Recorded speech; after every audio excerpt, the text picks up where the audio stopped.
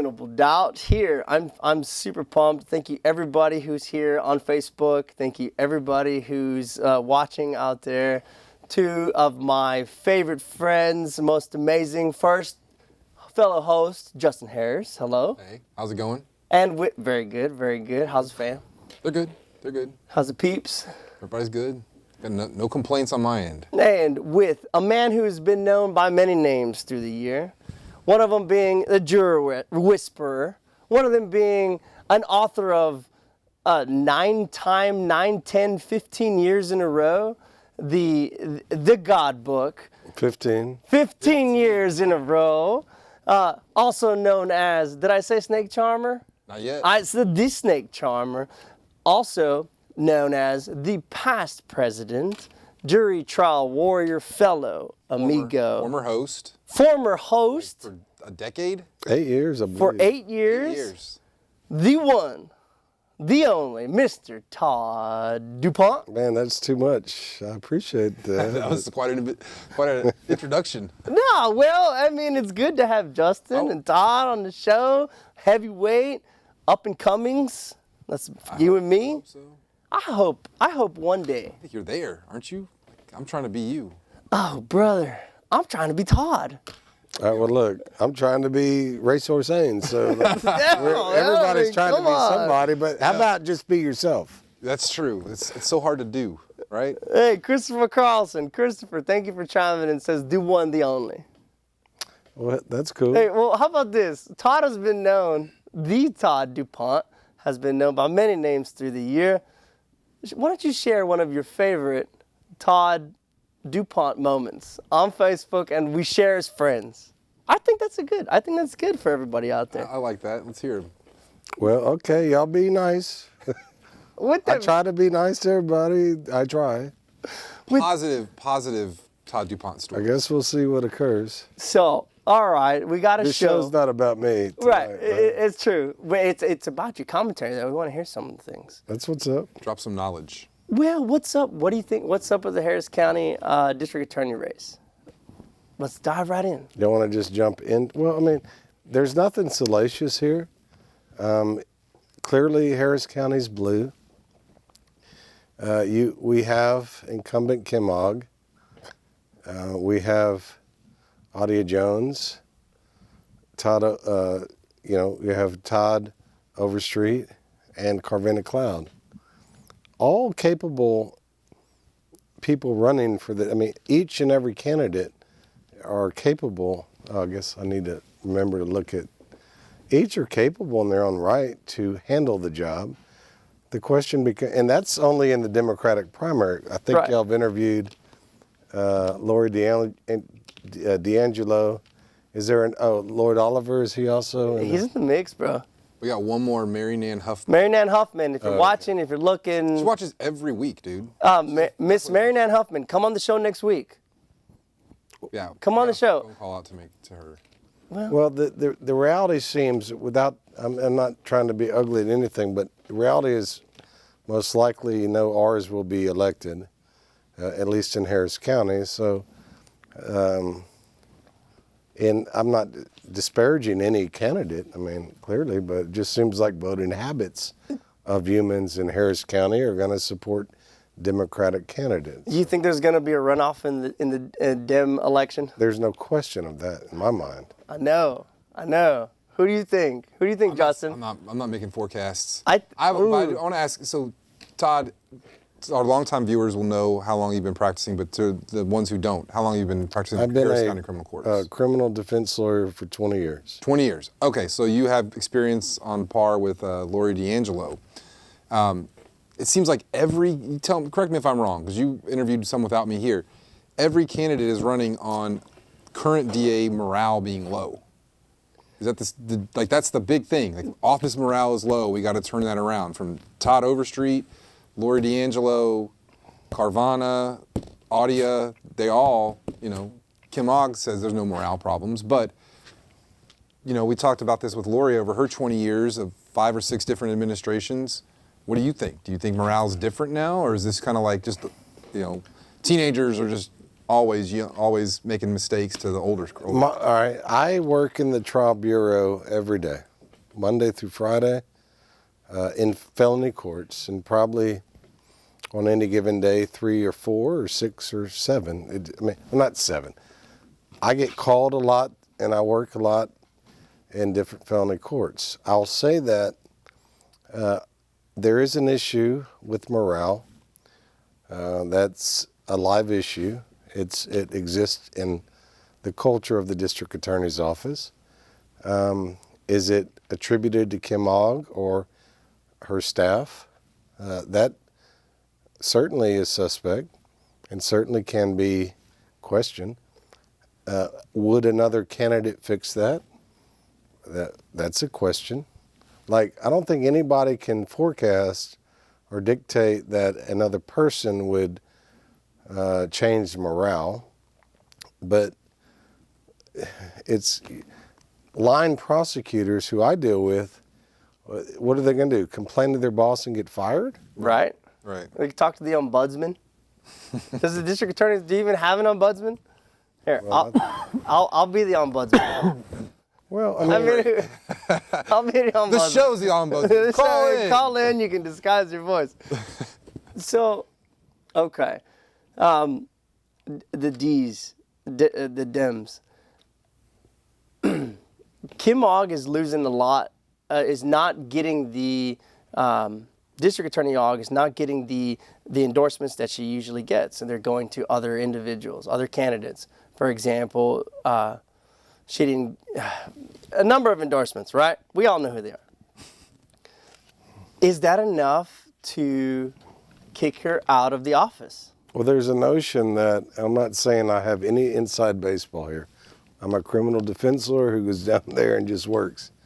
I am certainly not invested in any Dem candidate. There's a notion that Ms. Ogg potentially might wait to see who becomes necessarily a primary opponent before she brings out big guns.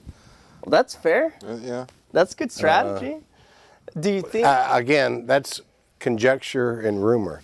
Well, I don't know if Kim Ogg is a viable candidate. She's our she's elected the sitting district attorney. Like, I don't think before. anyone should put her out of this thing simply because other people are running for this position. I agree. I think it's healthy, personally, that it's been a long time coming. Harris County deserves to have opportunities to have candidates that are Democratic. I'm a Dem, make no bones about this. You wear a D on your. Well, I know. Maybe that's symbolic. It's for Dupont. It is. Yeah. Did you know Todd's has a long history of elected officials in Harris County? I've heard this. Yeah. My grandmother was the county clerk of Harris County as a female, Anita Rodeavers. Very few people still know this, but she was the county clerk of Harris County as a female for 15 years, 16 years. There's a legend that says you used to drive around downtown Houston delivering the what's-it-who's to different offices, and everybody knew that you were the grandson and to never mess with you. Well, I don't know their That's side the of things. rumor, bro. I'll tell you this, my dad bought me a 1989 Mustang when I was 15, and I became his runner. I didn't even have my driver's license, but it was cheaper for me to do the runnings for his law firm than, I guess, to pay the other dude $8 an hour. And so I would drive around and deliver things and go to places, and that's just the way my dad chose to do his things back then. That's incredible. So you also used to dance. All right, I mean, where are we going with this? Where'd you dance, I don't know. man? I want to hear this though. Like, Everybody wants to know the man. Everybody wants to know Who's who's Todd everybody? Dupont, did he dude. tell you this is what you were going to be Of doing? course not. I barely agreed to come on 2 hours ago. We've been talking law and politics forever. The D's are going to fight. There's going to be a runoff, but everybody wants to know. I used to break dance. I mean, but is y'all gonna hold that against me? No. This is awesome. We used to. When was the last time I broke. busted a move or broke? I would think that it was at my wedding. Look, Oh, come on. No, for real. Not like last night. No, I'm too old. I'm 48 years old almost You now. busted out the cardboard. No, I'm good. look, Francis. Do we have any cardboard, joined. Mark? Like any big sheets of cardboard? Oh yeah. I mean, come on. Look, everybody on this planet knows who Todd Dupont is. Somebody better call or text or say something. Well, look, okay, I didn't think this show was about me, quite frankly. Well, cameras are rolling now, so. It's all good. Okay, let's get back on topic. We'll keep about talking what- about politics until somebody says something cool. How about what Jordan Lewis did Fair. Oh, this yeah. week in the First Court of Appeals? Did either of y'all catch that? I was in was. court. All right. Talk to us What'd about you the see? tone and tenor. Yeah. All right, so here's what happened. Now, I'm not the best one to explain what happened in the trial court, but apparently through the dealings between the district attorney's office and Mr. Lewis, they messed up some discovery and potentially violated the court's order to turn this discovery over. I'm not doing it justice. I wanted Jordan Lewis to come on, Jordan. We text them. But in any event, the court, after listening to all this stuff, fined the district attorney's office $500, ordered a fine. Well, the district attorney's office appealed that, and it showed up in the First Court of Appeals. Oral arguments were, I think, Tuesday regarding that issue, and it becomes an issue of first impression. The takeaway, What does that mean? there's Impression. meaning no judge, as far as any of the litigants, the Harris County District Attorney's Office or Mr. Lewis could articulate that any district attorney's office has ever been fined by a court Wow. in the history of Texas. Wow. And so the question became, and there was vehicles, like there's a lot of legal questions surrounding this entire $500 fine issue.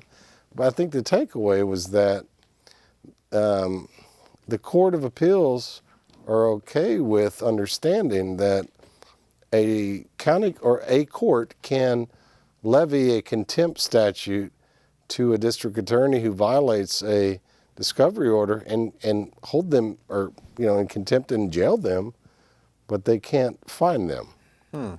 And so Jordan's argument was beautiful.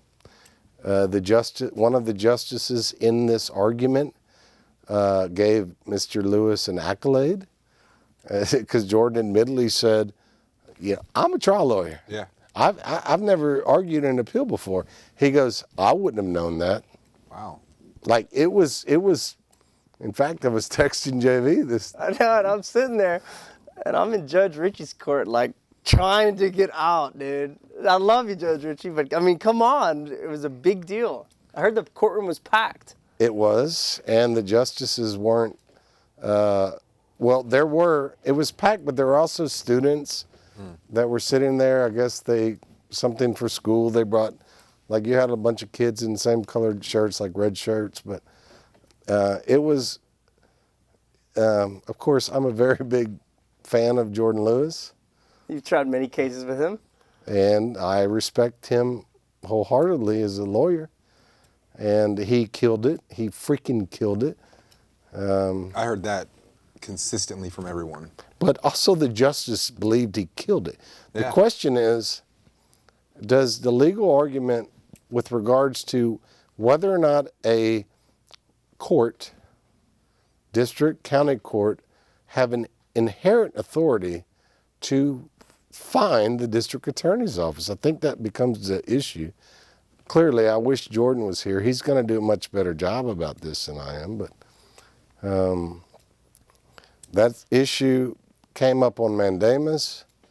We don't know if this will make law or not because it's whether or not, I think the issue is whether or not Judge Wright's order to compel the state to pay a $500 fine to Mr. Lewis is a valid order.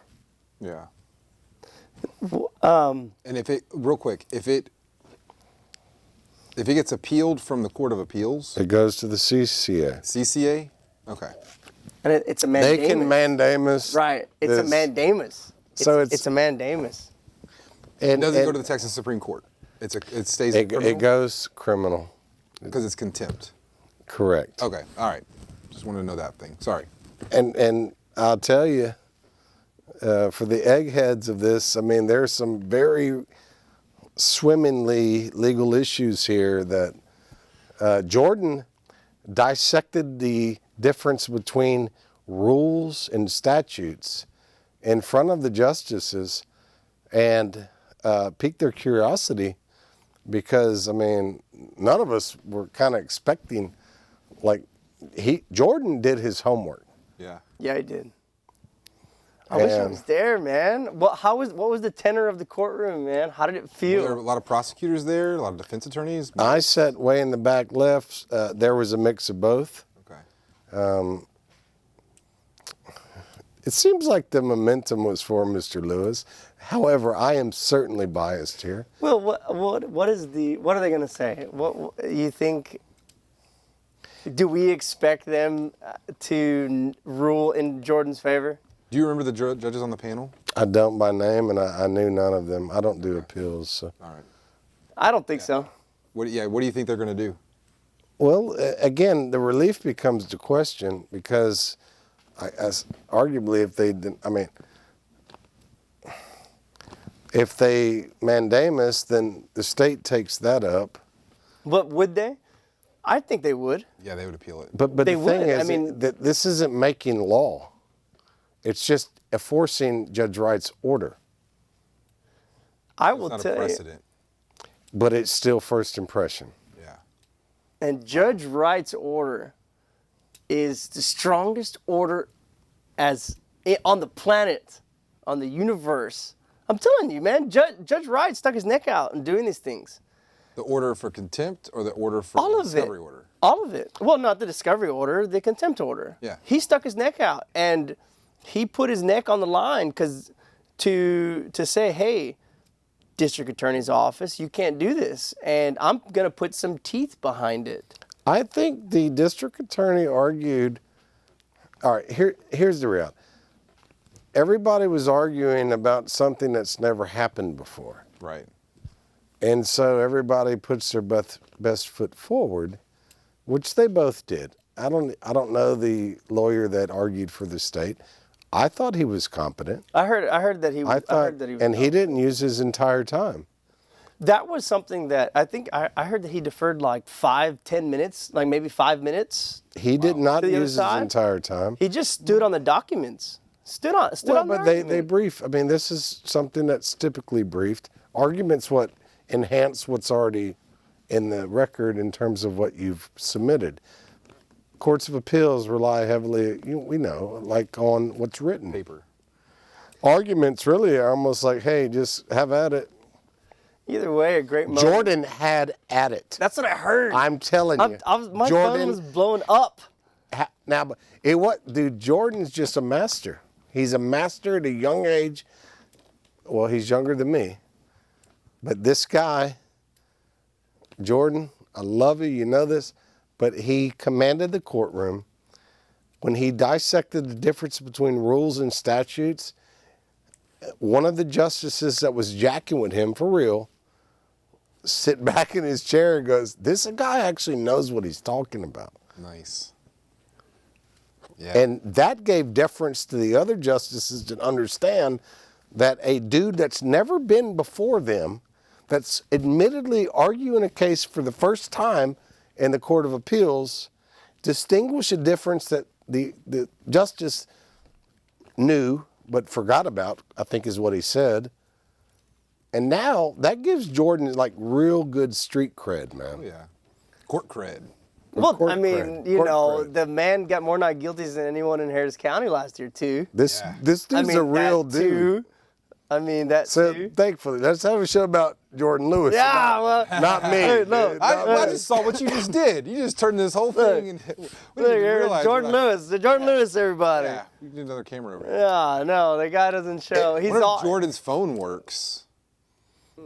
Yeah, he does. No, he does. He does. The man's working. The man's arguing, getting not guilties and such.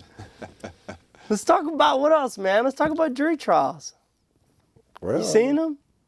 Anybody gone by and seen the Lucky Ward trial? Any of that? No. I haven't. I need to get by there only because I need to drop off some discovery to DA that's in that court. But Lucky Ward's kind of a big deal in Harris County. Where is Lucky Ward being tried? He's in the ceremonial. No, it's 17th floor. Just impact? No. No, it's just on the 17th floor. Judge Silver. That's right. I heard Judge Velasquez handled the jury selection. That's correct, and Judge Silverman's presiding, and trial's underway. Wow. That's Does anybody know incredible. why he's been waiting for trial for 10 years? I don't. Well, because they It's just keep. Well, I don't know. Well, I don't also know the answer. I would say that he did get kind of lost in the pipeline of things, but Mr. Ward also keeps catching new cases inside the jail as well.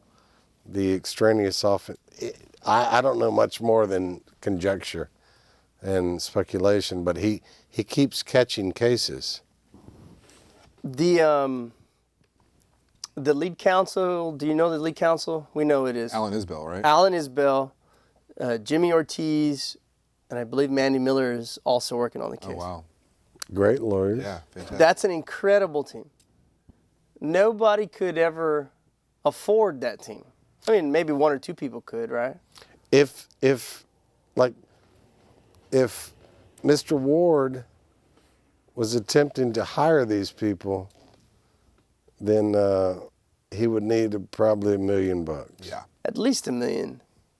I mean, there's all sorts of extraneous things that may come in a murder trial and may become relevant as testimony comes through. Clearly. Are they trying both murders? I don't know. Oh, man, I don't know.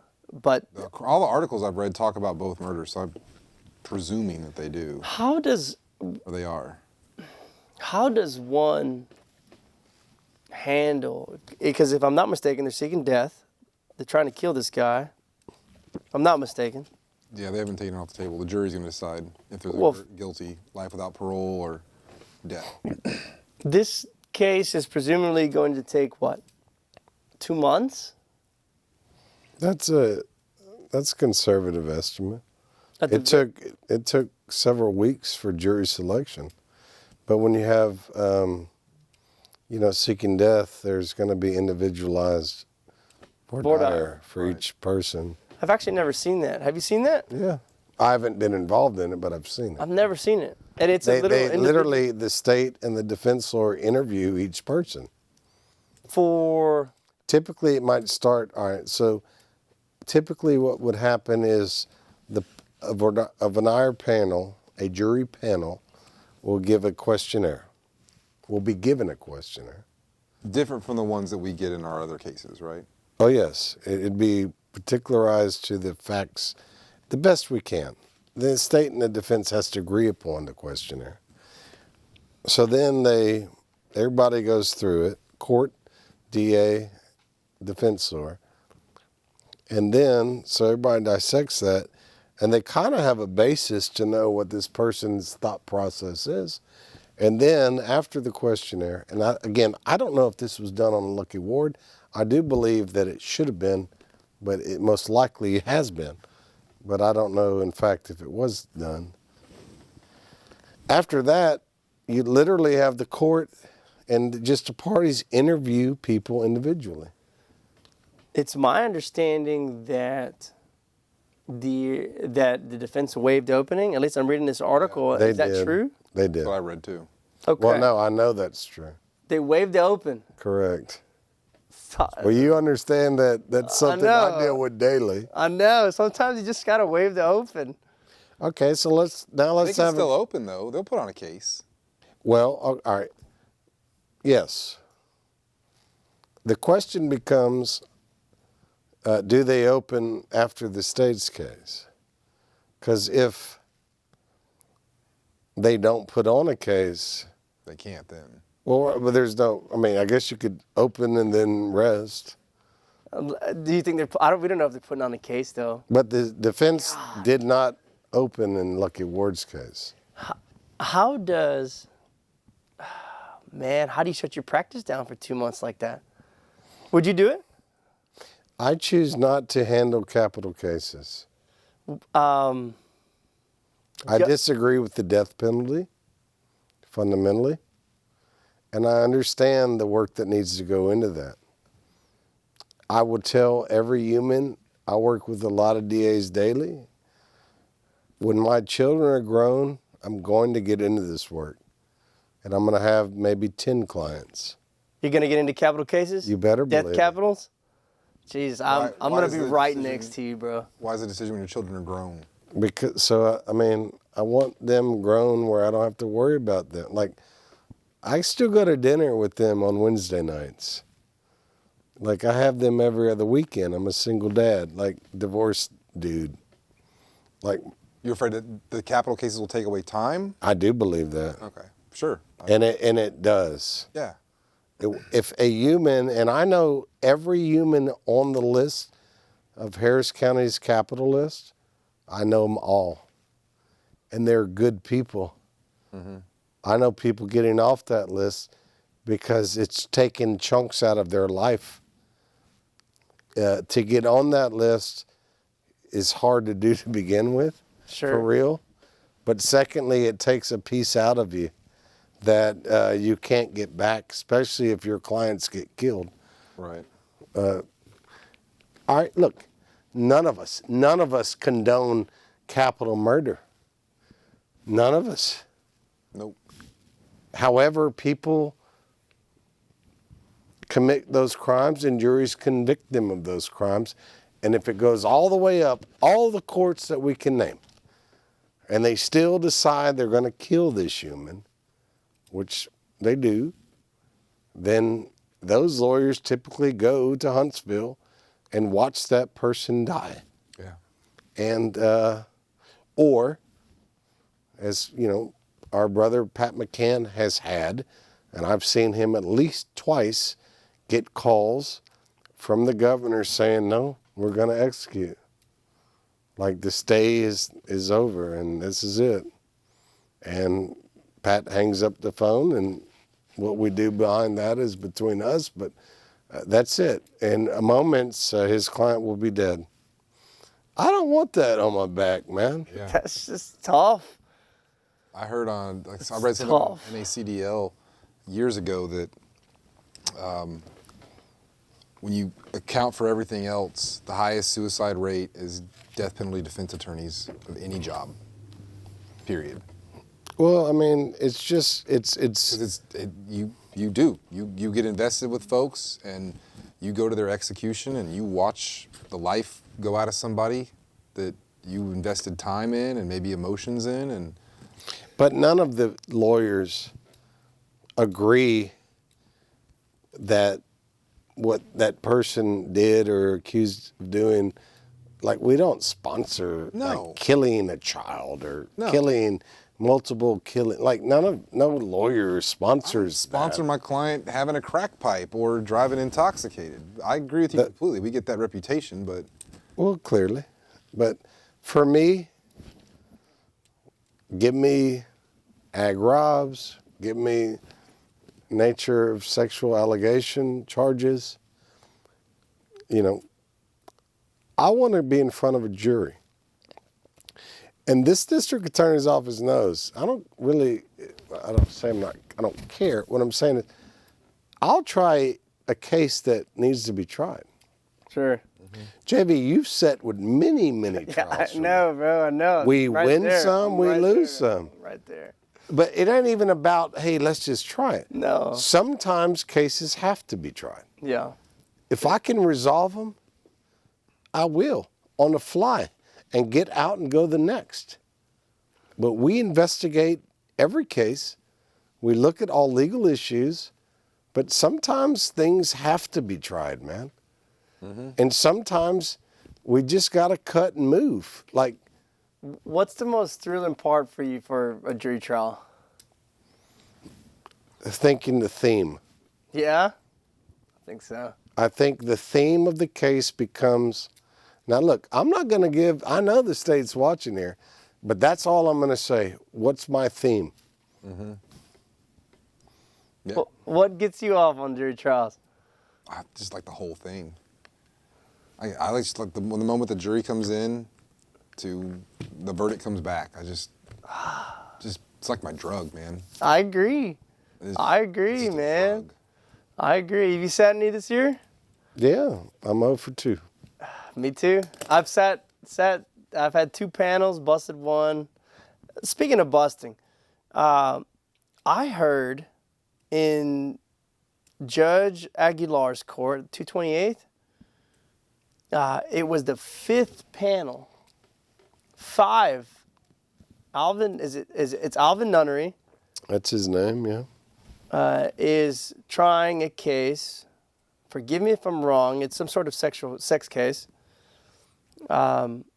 Multiple allegations, big time extraneous, and it's the 5th panel.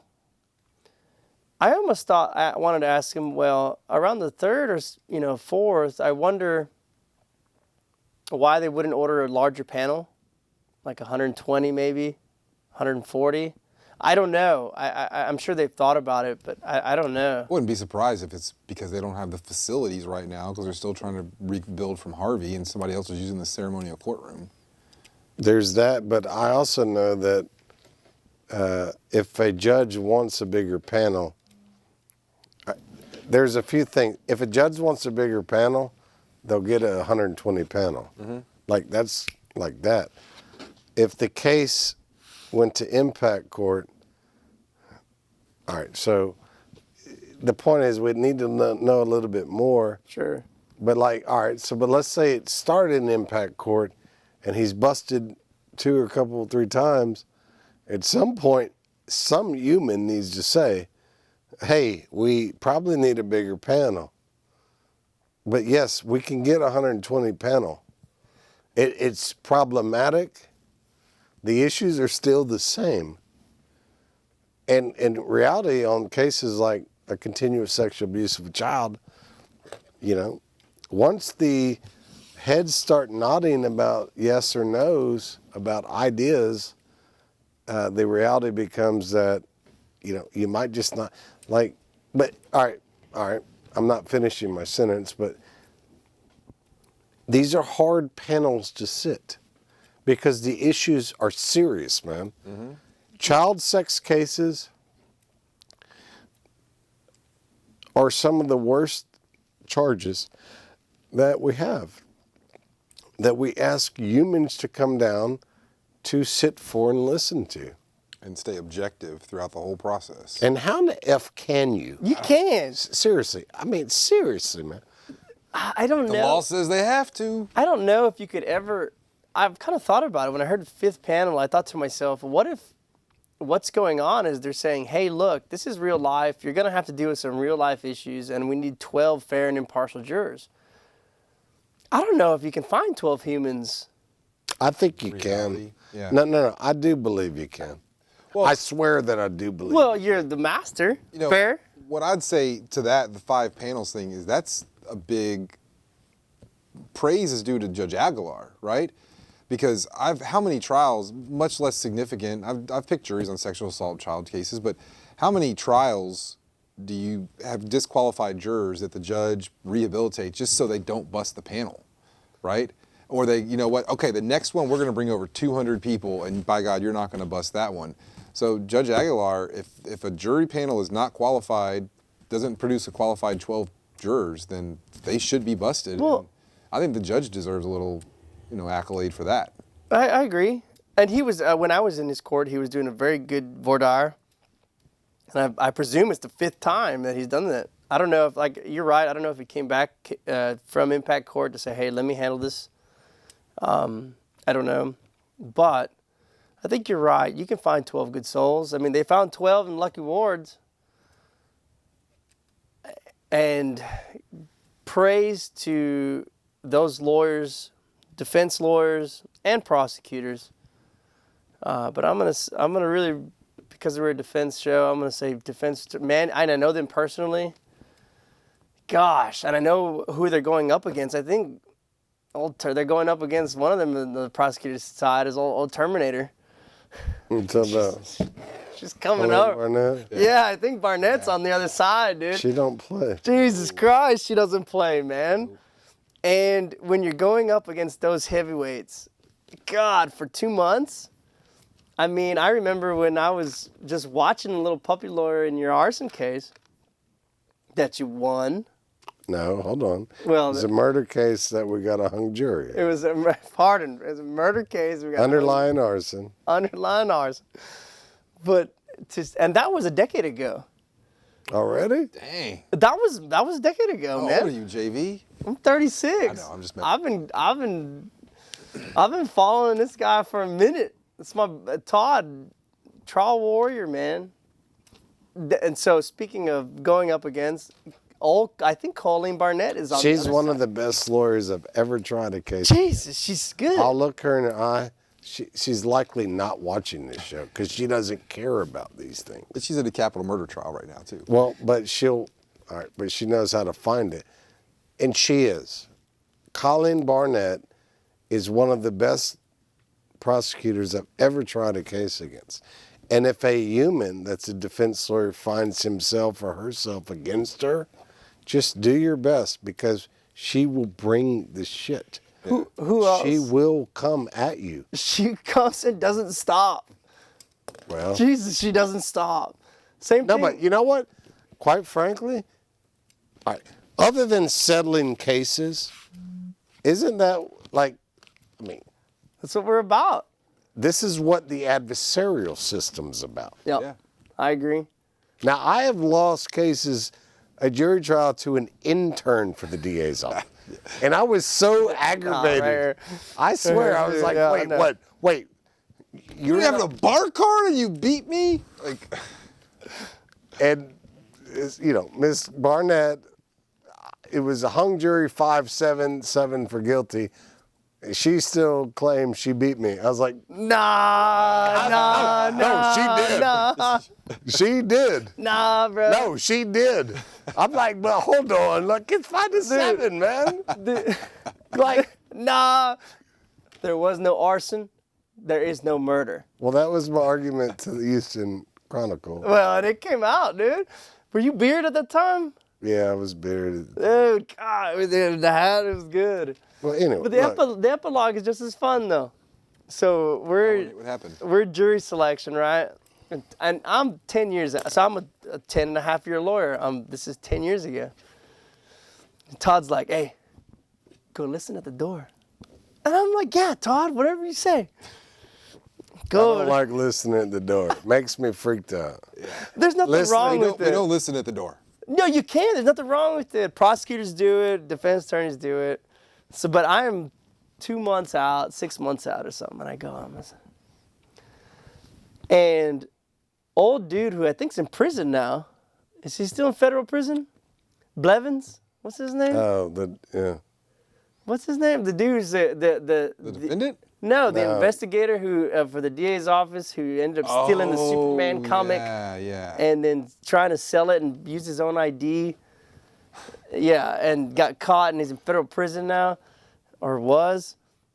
He narked on me because he was Listen to the involved in this case. Yeah, he was like, he went and told Judge Judge Jones, and Judge Jones brought me in the chambers, and I'm so scared.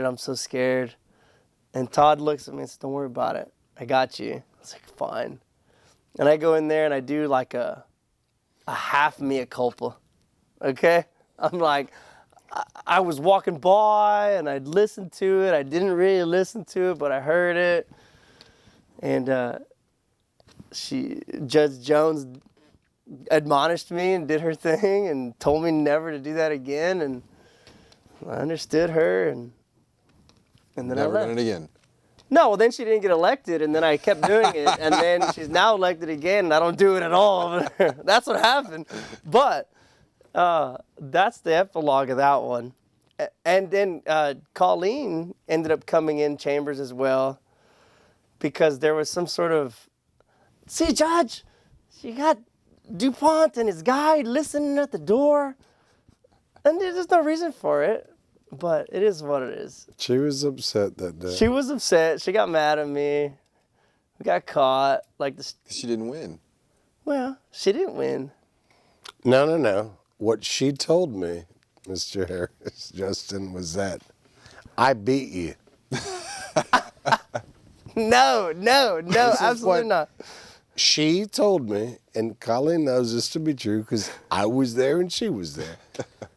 I got 7, you got 5. And I'm like, bruh. No. Like, No. okay, we could do it that way, but how about this?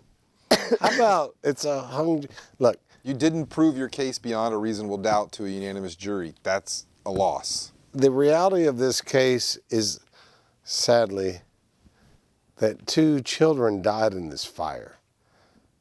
And, you know, they're not a footnote in my mind of this case because, I mean, I missed them and I didn't know them. Yeah. Like, yes, all the lawyer theatrics aside, 2 children died, and yes, there might or may not be convictions, but come on, at some point we have to be human about this thing, man. You're right. And I remember, I mean, up until even recently, maybe a month ago, the pastor, father of those. I'm going to say this, and I haven't ever really said this publicly. All right. My client was accused of starting a fire, and her husband, starting a fire in her home where an overnight guest and her own daughter were residing. The overnight guest was a son of their pastor. And the fire was started. Apparently, my client attempted to go downstairs in a 2-story home, go downstairs to put it out, but it got elevated, and the husband got out downstairs. My client, who was a heavyset woman, attempted to open the window from the upstairs room where the children were sleeping, and she got out.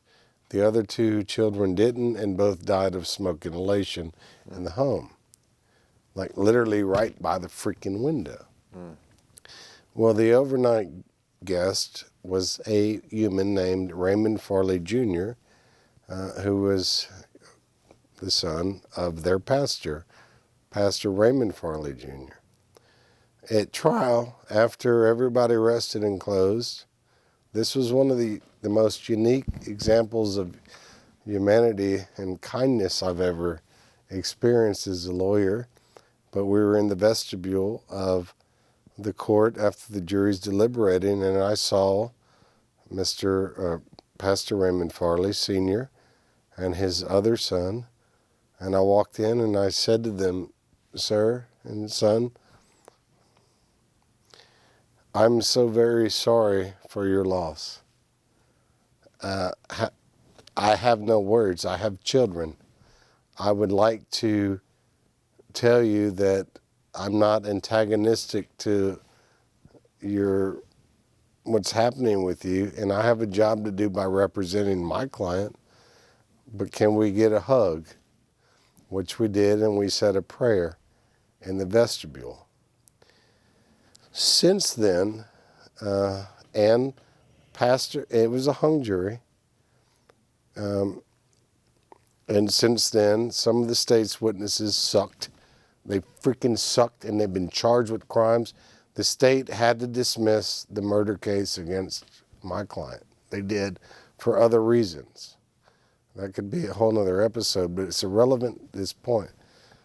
Since then, I have somehow became friends with Pastor Raymond Farley, and he's invited me to his church. Now, I've never gone. I'm timid to go, but he invites me every time I see him. Is about once a year, and oddly, I'm the dude that represented the lady accused of killing his son, and he and I are friends. Oh. And I'll tell you that it's stories like this that make this job interesting and worthwhile to some degree. Because this thing doesn't happen every day. Right. And Pastor Farley, honestly, he knows, and I know I should go. But I'm the dude that represented the lady it's been unsettled that killed his kid. That's heavy. Do you, Justin, as a defense attorney, ever carry any burdens or feelings? What I'm trying to say is, look, that's heavy. That is super heavy, man. And how do we deal with it, man? How is Mandy Miller, Alan Isbell, Jimmy Ortiz, all the other trial warriors fighting out there, how do we deal with that stuff, man? Because that stuff's heavy, and that stuff haunts. Do you not think so? No, I agree. I compartmentalize, which isn't probably very healthy, and I try to have hobbies. That's tough, man. I used to drink. I don't do that anymore. Yeah, me neither. There's that. No, I mean, I'm kidding. whatever works for No, everybody, but it's we don't have easy jobs, and we have a job where our job is to fix everybody else's problems. What keeps, or at least mitigate their what problems. keeps you going fighting this thing? You don't got to be a criminal I defense like lawyer. to You could be anything fight. you want. You'd be just fine. Why do you? Fighting and arguing? Me too. I just Me ask too. anybody that knows me in a court or out of a court. I just like to argue. What's your favorite? I mean, I already asked this. You said everything. I think the best part of jury trial is jury selection. I Just think getting so to talk too. to people. You get to I've seen you in jury selection. You had a client who was, I think, Middle Eastern, or had a Middle Eastern name. I don't know where he's from, but he had a Middle Eastern name, and you just asked straight up, like, anybody in here got a problem with people? I don't know if he was Muslim or people from Middle Eastern descent or people who are Arabic or people who are Muslim, and I was shocked at like the 2 or 3 people who raised their hand and were like, yeah, I just think that they're, I don't know what really ugly thing they said, but Well, yeah. you get to talk to real people and you expect them to be real. Can you give the number? I think Troy might call in. Yeah, let's get the number. 713-807-1794. And Andrew Wright's saying, the camera adds 20 pounds to me. Well, That ain't cool, bro. Hey, yeah, why don't you call in, Judge Wright? There's 2 Why cameras. don't you call though. in and say something? Todd's over here giving the story of his life. It's true. I walked into the foyer, the vestibule, when Todd was praying with the group, and I walk in and I'm like, What the heck? yeah, because I'd been a part of the whole trial. Q. Tate Williams was involved too. Better believe. And I'm over here doing the running, and Todd's sliding me pieces of paper. Hey, go find this case, go find that case, and I'm over there like thinking like I'm actually doing something when You were. Well, I remember one time during that trial you were asking me, hey, how do I lay the foundation for a fingerprint, or for this particular thing? And I'm like, I'm searching, and I got it, and I rushed it to you, and you nailed it, and it was, yeah. When in reality, you knew the whole time, and you were just involving me. I mean, I appreciate that, but I walk into this vestibule, and Todd's over here praying with the victim. I don't want to do that. The victim's family in the vestibule. That's not happened since. That was a very unique. I also think that at some point there is divine intervention on all of our jobs, man. I'm not saying I'm some weird religious person of how you consider religion. What I'm saying is at some point, some of this stuff's related. And it's very odd that I am friends with the father of a person I represented that's accused of killing his son. Like that is odd. It seems odd, but you're a good person. He's a pastor who recognizes that, good people do bad things. Not that you're the person who did the bad thing. I think it's a testament to your character and his character, as less so much as an odd thing. It seems odd. It seems odd because we expect like divisiveness and animosity and Clearly like that sometimes. But I think that's. And honestly, I'll tell you, all the DAs I work with know me. I never come to the DA sided. I don't. That's not my deal. I don't walk in and say, here's the problem with your case. My issue is always, hey, where are we at? What we got? Man, I get a lot of, look, the DAs I work with daily, we both know the issues on the case. There are some that need to go away. There are some that need county time. There's some that this, that, and there's some that have to be tried. Right. I am very thankful at 20 years of doing this, I don't have to argue with my DAs. I say my DAs.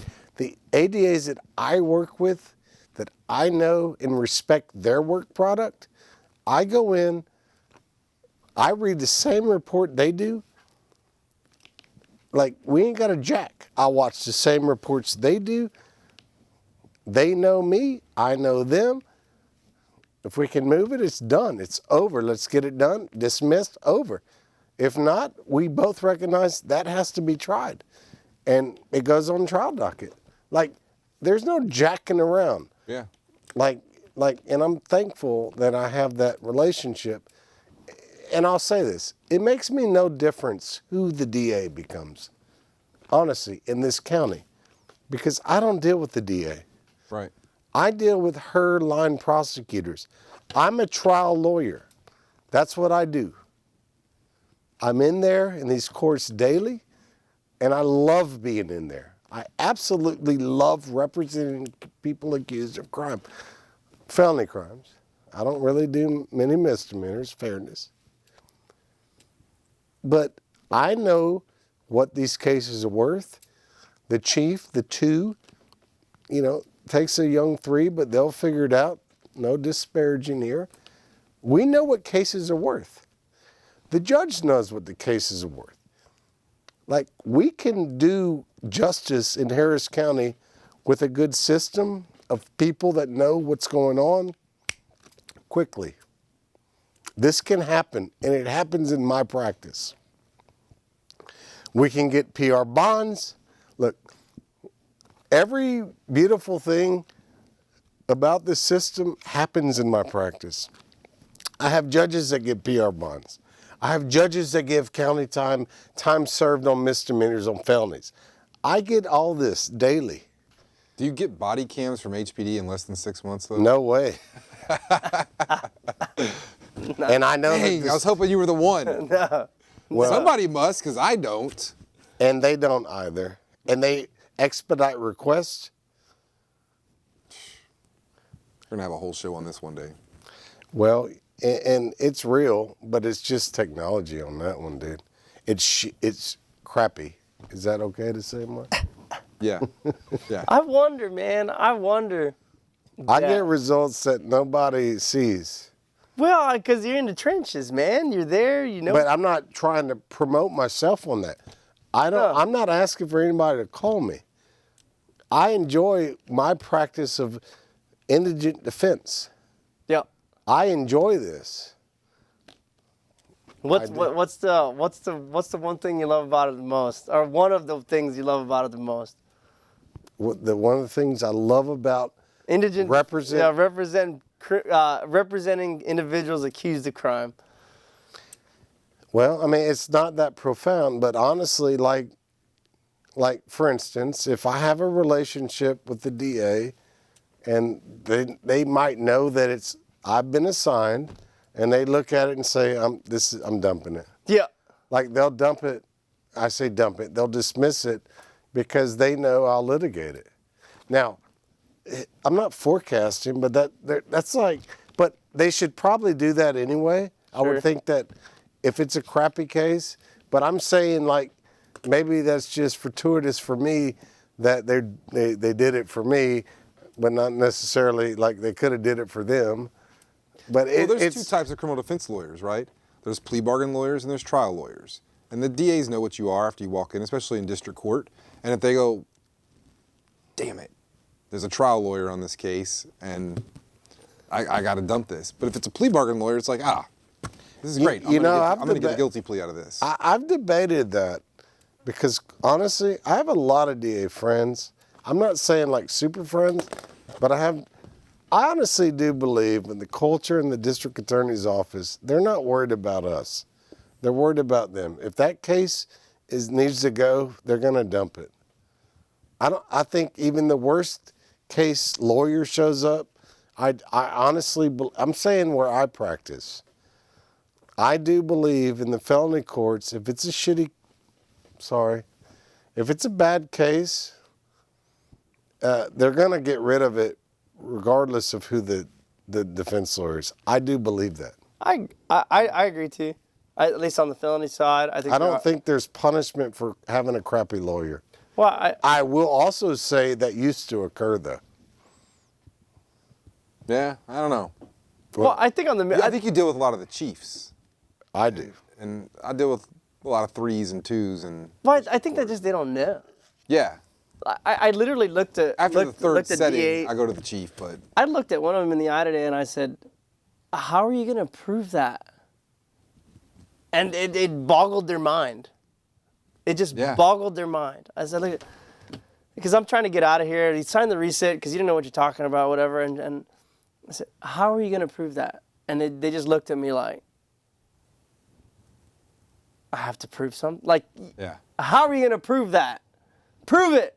Anyways, we're out of time. Already? What? We're out of time. Whoa, we're just sitting down with a conversation with Todd Dupont, and I think everybody. No calls? No calls. No. Everybody That's just BS. watch it. Look, we're getting. Crank caller. Look, we're getting hearts, and we're getting hearts all over the place, and we're getting thumbs up.